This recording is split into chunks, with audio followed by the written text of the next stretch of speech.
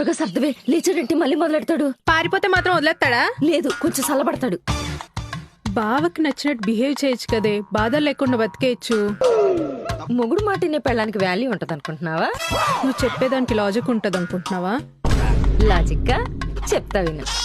బట్టలన్నీ ఉతికి బీరువా నిండా పేర్చాను అనుకో, పూటకో డ్రెస్ వేసి వారానికో మూట చేస్తాడు.